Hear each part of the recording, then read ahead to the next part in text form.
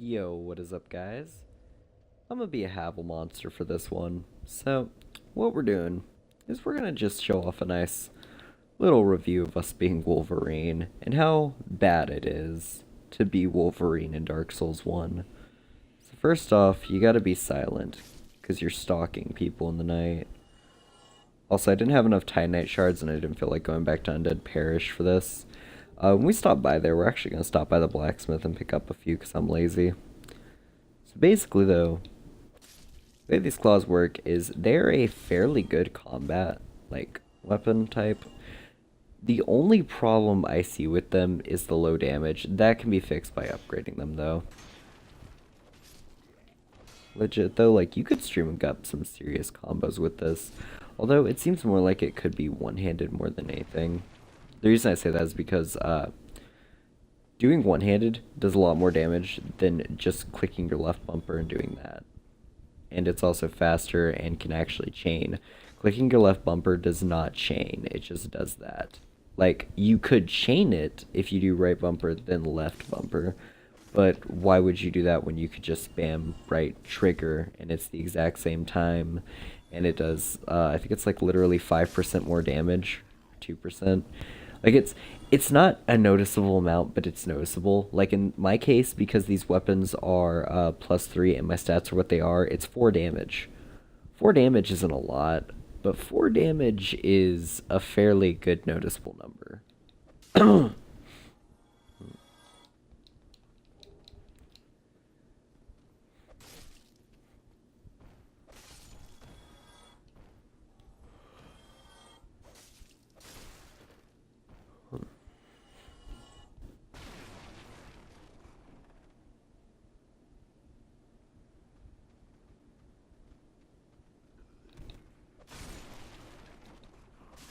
And this is the last review, by the way, that we're doing for tonight.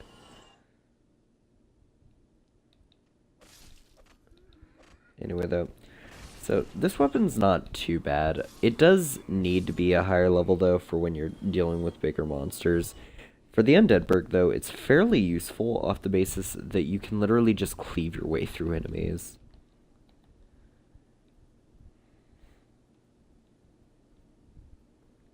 Now, I do want to point out of all the hand-to-hand weapons, the Cestus is probably better than this. The only reason I point that out, though, is because if you look at the stamina consumption, it's about the same as the Cestus. The difference, though, is the fact that, yes, these could do more damage if you spammed the trigger. However, the Cestus, you can do right bumper, and it'll always do, like, what is it, like 100 damage, 90 damage? I think mine was like at 105. But basically, like, you can just do that with the bumpers, not the trigger. The bumpers on this is much worse, although that's probably just the level difference. I'd wager, though, that these would be better for fighting bosses and bigger enemies. However, the Cestus is better for fighting PvP. And also better for fighting, like, smaller enemies that you're actually going to be able to box. That's just my take on it, though. And we do still have 2 hand weapons after this to use. I would say 5, but we're not doing the Artorias DLC. So, the 2 hand weapons, by the way, are the Pyromancer's Glove, which, yeah, we're doing it. I said it in stream, we're doing it. We're just going to run through this, like, the way we're doing it, only punching with the Pyromancer Glove. Yeah. We might also keep, like, buff pyromancies, but we're not doing damage ones, because that ruins the whole point. If we just had Fireball, then we could just insta-kill our way through this, and then where's the fun in that?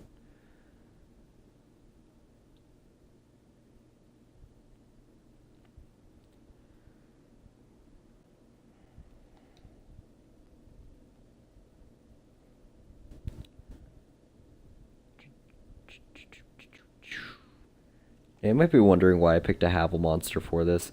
The reason's because, yes, I do want to use light armor for fast weapons, but also I wanted to keep it like, I wanted it to match the armor, and I could not find any light armors that match these.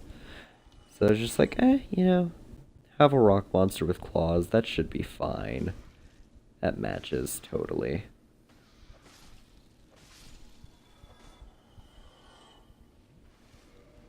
Oh no, oh no, we got poisoned. It happened. Let me just chew on this fungus. This black mold. Fun story, actually. I had to do community service, like, a while back.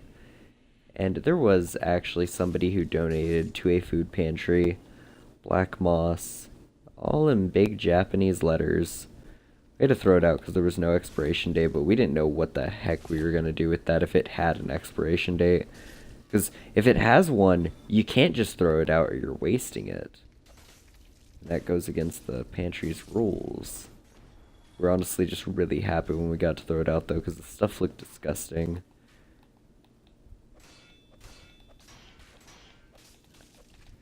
Ironically, like, while we were looking it up, though, afterwards, we did find out something. See, black moss, it is used as a spice. It's also toxic if you breathe near it. Yeah. It's a low toxicity level, but, like, legit, you actually can get poisoned from it, like breathing it in for too long. So eating it isn't actually safe, but somebody donated it to a food pantry. So, yeah, I'll let that sink in. Some people got some messed up decisions. Oh, oh.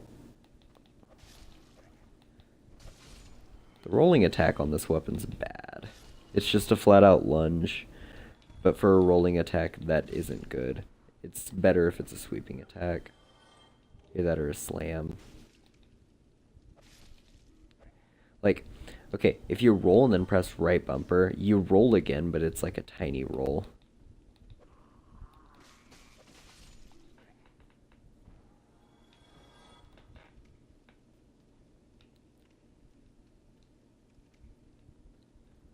Okay.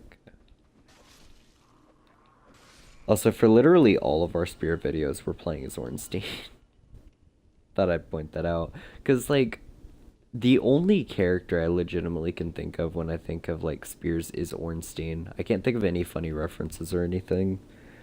Like, I mean, I think of Wolverine, I think of some insanely buff dude with, like, abs of steel. So, obviously, we're playing as Havel the Rock Monster. Because, you know, he should be played as the Rock Johnson. Anyway, though. No, but, like, so for halberds, that's all I can think about, except for the scythe. If we're doing, like, for the scythe specifically, not the scythe that's a BS scythe that you get the Bomb of Sin's Fortress, but the, like, great scythe. That scythe specifically, though, we are actually going to dress up for. We're going to wear black robes. Because, you know, it's a Grim Reaper scythe. So clearly, we're going to cosplay as the Grim Reaper like some emo kid on Halloween.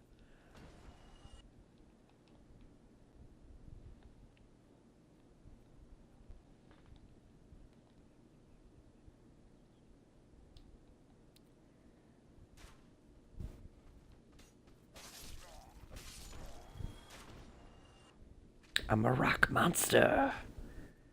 Yeah, rock monster. Okay.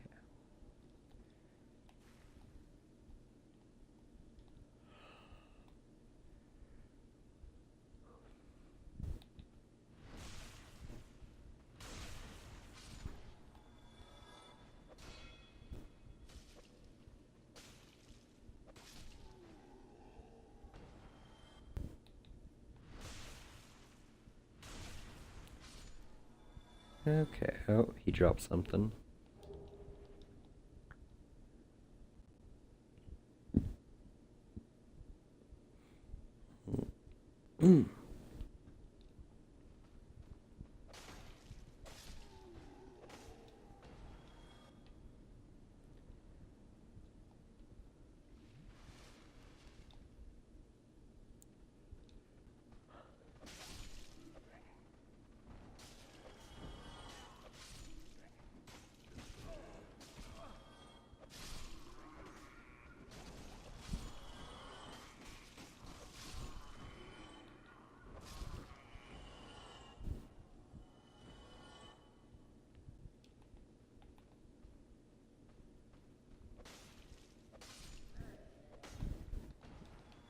Okay.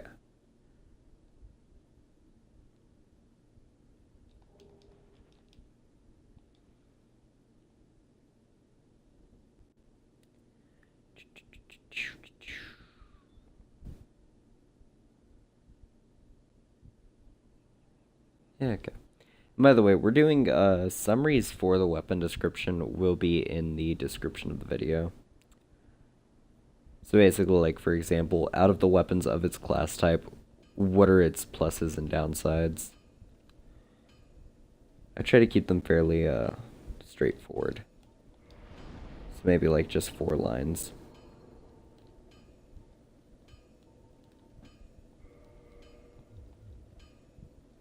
Yeah, okay. Okay.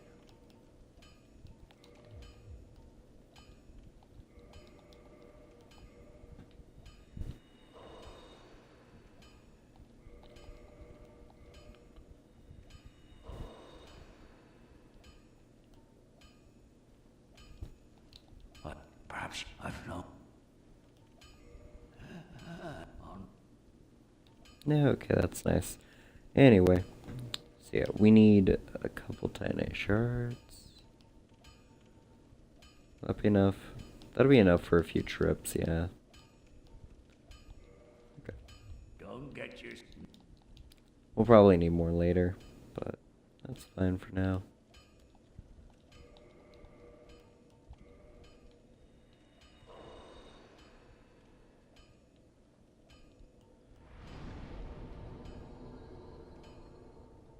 The reason though is we need some higher leveled claws. Mainly just because I want to see if I can insta-kill Baldur Knight with a +5 claw. You probably can't, because it's not that much of a damage increase, but... yeah, like, it's a decent weapon though, so... could be better. It could have made it either attack faster, consume less stamina so that it could hit a lot more, or they could have made it just so that it did slightly more damage, like maybe 20 or 30 more damage. Had they done that with the base form, by now it would be doing about 170 or 180, which, I mean, hey, that's actually a fair bit of damage. Like, yeah, you probably wouldn't overpower that many enemies with it, but who said you had to? That'd just be a big enough boost, though, to where it was, like, likable.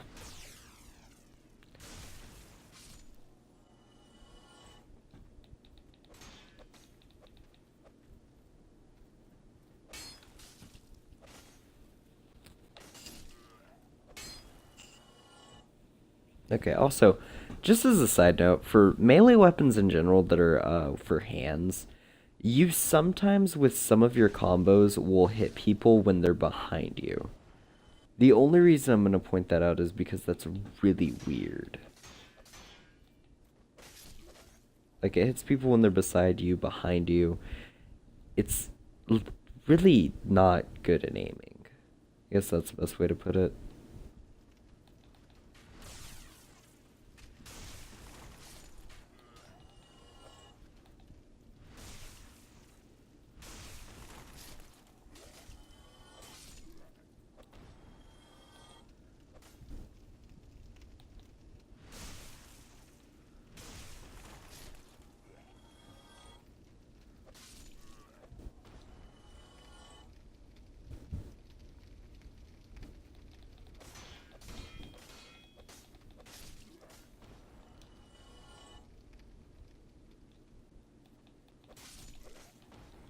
Okay.